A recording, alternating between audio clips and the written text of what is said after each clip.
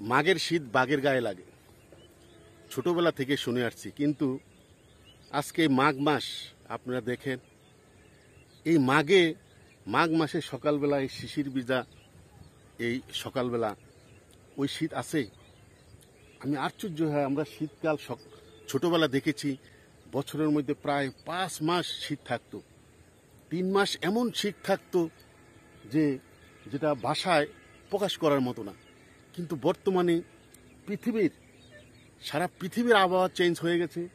আপনারা দেখেছেন মরুভূমি, এই সৌদি আরব, দুবাই, জীবনে কোনোদিন বৃষ্টিও হতে শুনতাম না, আর ওখানে এখন বন্যা হচ্ছে, এমন বন্যা হচ্ছে বাড়িঘর গাড়ি সব ডুবিয়ে ছারকার হয়ে যাচ্ছে।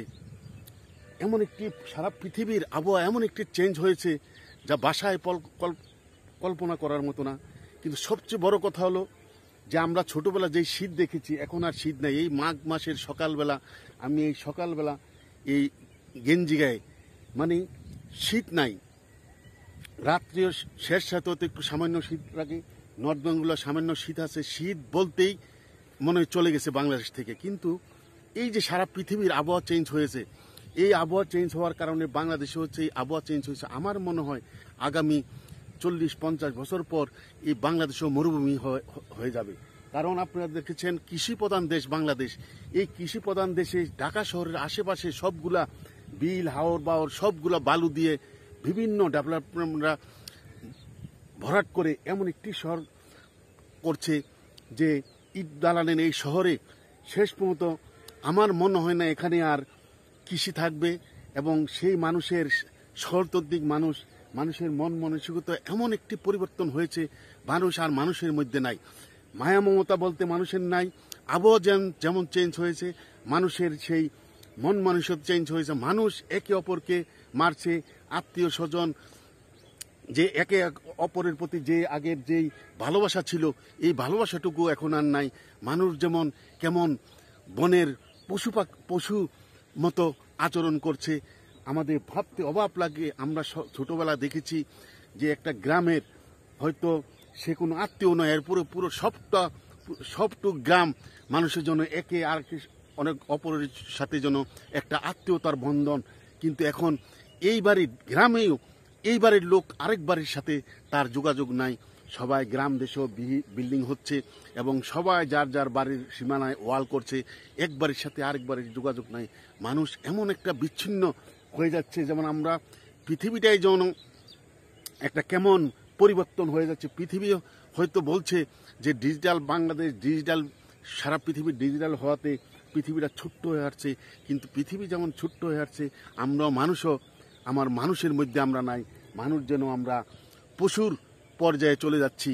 এভাবে চলতে থাকলে একদিন ভ্রাতৃত্ব বন্ধন, মানুষের যেই দ্বিধা বিভক্তি, একের প্রতি একের যে মায়া মমতা, সেটা আর থাকবে না বলে আমার বিশ্বাস। আপনারা দেখেন এখনই বাংলাদেশের গ্রামে গুঞ্জে আপনারা দেখেন একটি ফ্যামিলির হয়তো 4টা ভাই, তারা 4 ভাই 4 জায়গায় থাকে। কেউ বিদেশে থাকে, কেউ ঢাকাতে থাকে, কেউ চিটাং থাকে, মানে গ্রামে কেউ থাকে। এমন একটি অবস্থা হয়ে দাঁড়িয়েছে যে একের প্রতি যে একের আন্তরিকতা ভালোবাসা সেটাও চলে যাচ্ছে। ডিজিটাল বাংলাদেশের কারণে উন্নয়ন হয়েছে, কিন্তু আমাদের মন মানসিকতার উন্নয়ন কি হয়েছে? আমরা যে কোথায় চলে যাচ্ছি, আমি অত্যন্ত দুঃখ নিয়ে কথাগুলো বলছি। এই জন্যই হয়তো আমাদের নতুন প্রজন্ম হয়তো তারা জানে না, কিন্তু আমরা দেখেছি আমরা যে ছোটবেলায় কত শীত ছিল, কত আনন্দ ছিল।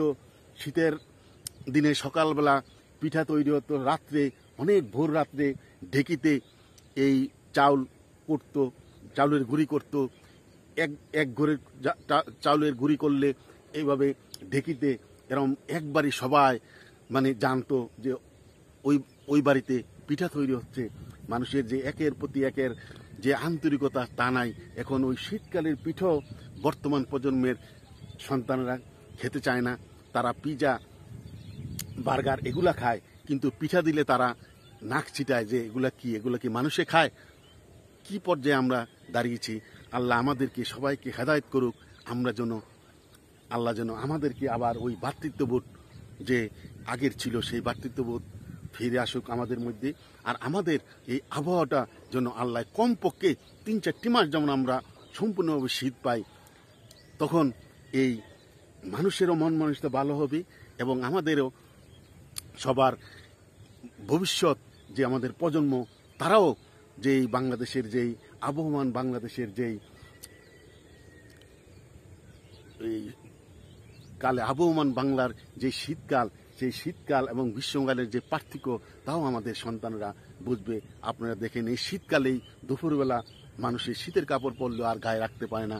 চাই শীতের সকালে আমি এই গেঞ্জি গায়ে দিয়ে এই মাঘ মাসের শীতের মধ্যে সকালবেলা আমি এই কথাগুলো বলছি। আমার কাছে আশ্চর্য লাগে যে আমাদের শীত কোথায় গেল, কোথায় হারিয়ে গেল এই আমার বাংলাদেশের ছোটবেলার দেখা সেই শীত।